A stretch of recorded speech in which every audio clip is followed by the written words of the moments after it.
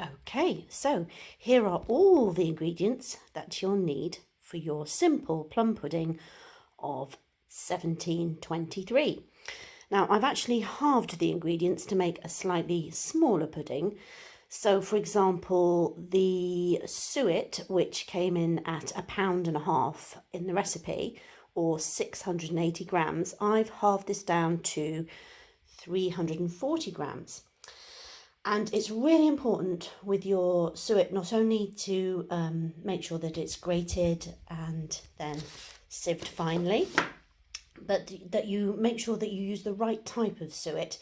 Now, I've heard this and had it corroborated by an expert that back then it was incredibly important to use the fat that came from around the kidneys rather than the fat that came around from the muscle. Now, this has an impact on the pudding itself about how the fat is actually distributed. And be mindful, if you're going to use a tora, that contains some flour as well, so that may also impact in some way on your final pudding. So we have here 340 grams of suet, which is grated and then sifted. Then we have 340 grams of raisins. John Knock calls them raisins of the sun. Then we have 3 spoonfuls of plain flour, 3 spoonfuls of sugar,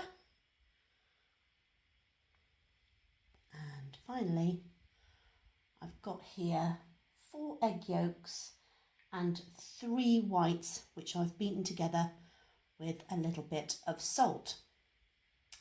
It is also really important that you have a good sturdy piece of cloth to wrap your pudding in and some equally sturdy twine. And we'll have a look about what to do with that cloth in the next section. So, I've added all those ingredients that we just looked at, and now I'm going to stir up. It's very important that you stir up clockwise, not anti-clockwise, otherwise it's bad luck.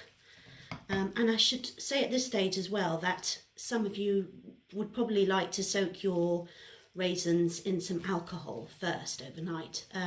This is an alcohol-free recipe, so just bear in mind it probably won't last quite as long as your sort of alcohol-fueled puddings, but it will certainly last until Christmas Day if you make it on Stir Up Sunday and hopefully beyond. But make sure to look at, make sure you check your puddings always, to just check for deterioration beforehand. So here we go, stirring up nicely. This is also the stage where you might want to add some of those lovely charms or coins, but obviously are on the side of caution with that. And the next stage we're going to look at is popping all of this, which is very stodgy I have to say, into the cloth to be cooked. And our cloth is a nice calico cloth. So it's good and sturdy. Muslin won't do. Calico is nice and sturdy, and it's been soaking in some water and then boiling water to make sure you get rid of all those toxins in it. And we'll go on to the next stage. Okay, so here's our dampish calico cloth, which I've squeezed as much excess water out as possible. Now what we need to do is flour it, and that will give us our nice crust on the pudding. So we're going to flour all round. Sometimes in the 18th century they would also use lots of fat to grease it as well, but I'm just going to use flour on this. So plenty of flour. There we go.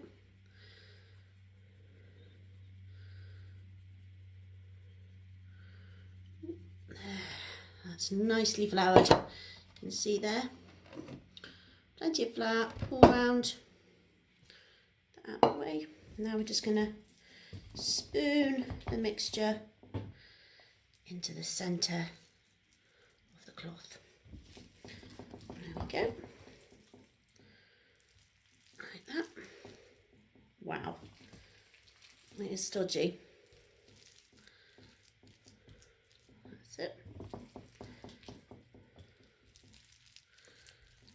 piled high. Okay, there we go. So nice big round ball-shaped pudding. More like a tower actually. Oh, let's squeeze it all. Okay, so now we just need to make it into a nice round. Like, I think you've heard the phrase cannonball when you hear about plum puddings and Christmas puddings. I guess that's what we're trying to achieve here. Then we pull the edges into the middle, keep it loose so it's got a bit of room to move as it cooks. Like that. So we're going to do that, and then all we need to do is tie it up with some string, which I'll do right now. And then we'll go on to the next stage, which will be to boil up the pudding, and that will have to stay on for about 2.5 hours.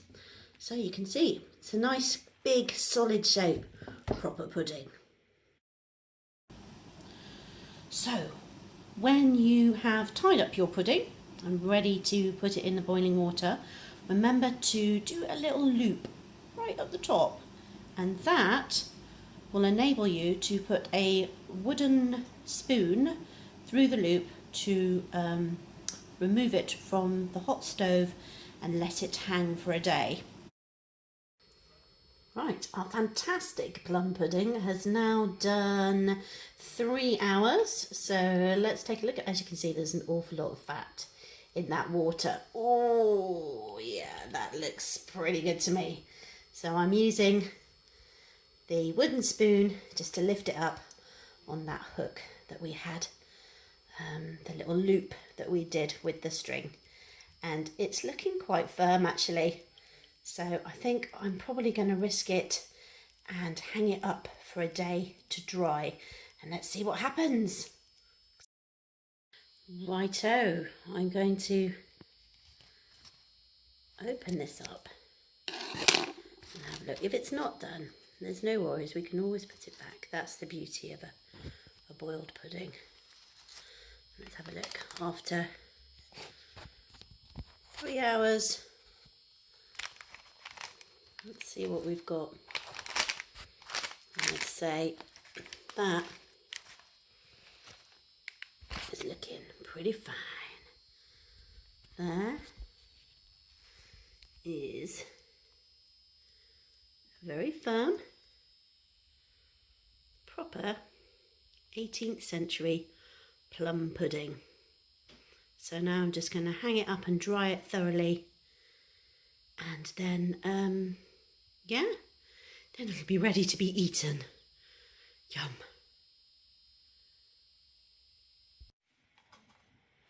Ta-da! Here is our finished 18th century plum pudding in all its glory. And despite the fact it's got no alcohol and no spices in it, it does still smell glorious. And I'm really looking forward to eating this on Christmas. All I have to do now is wrap it up in a fresh clean cloth and then reheat it on the day. And there you go. 18th century plum pudding done. If you've enjoyed this film, please do like and subscribe to the channel. And I really hope that you've all learned a little bit more about the relevance of Stir Up Sunday now, and how to use traditional methods to make a traditional Christmas pudding. Enjoy everyone. See you again soon.